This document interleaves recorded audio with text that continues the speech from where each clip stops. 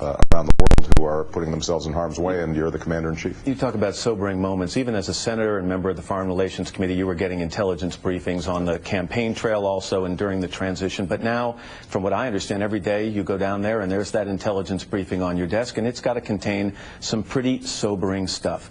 There are millions, tens of millions of people watching this broadcast right now, Mr. President. If they were to have access to the same information you have now on a daily basis, how much less sleep would we all be getting? Yeah, here's what I think is important for everybody to understand. We've got real threats, and we have to remain vigilant, but the quality of our armed forces has never been better.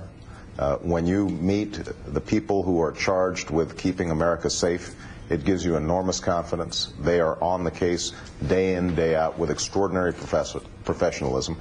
But there is no doubt that we have to make sure that we don't let up, because there are people who would be willing to do us harm. Let's talk about some of those men and women who are serving this country overseas in Afghanistan, other locations in Iraq. And I'm sure they're watching today. It's a big event for the armed services.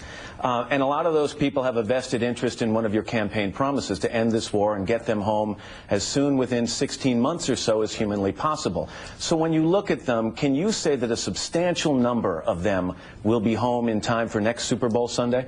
Yes. I mean, we're going to roll out in a very formal fashion what our intentions are in Iraq, as well as Afghanistan.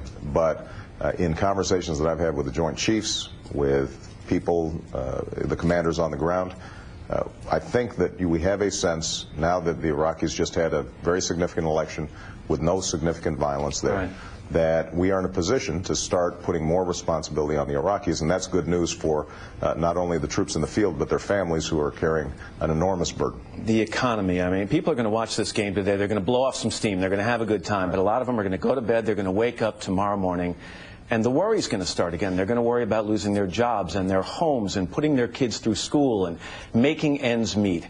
How much worse is the economy going to get, Mr. President, before it gets better? Well, I think we're going to be in for a tough several months.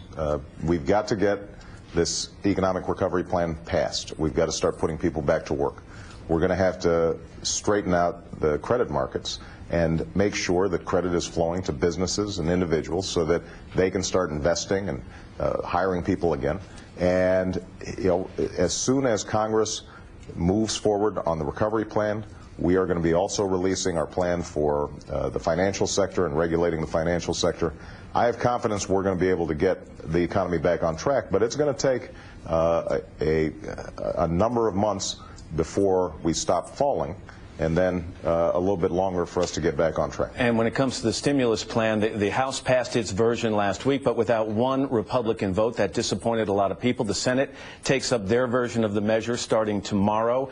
How important is gaining some more Republican support for that? How big a test of your leadership at this early stage of your presidency? Well, look, the important thing is getting the thing passed. And I've done extraordinary outreach, I think, to Republicans because they have some good ideas, and I want to make sure that those ideas are incorporated. I am confident that by the time we actually have the final package on the floor, that we are going to see substantial support, and people are going to say this is a serious effort. It has no earmarks. We're going to be trimming out things that are not relevant to putting people back to work right now. Can you predict a number of Republican votes? Of course you wouldn't not. do that No, now. I wouldn't. But I'm confident that, look, I think that the House Democrats actually adopted a number of the ideas that the House Republicans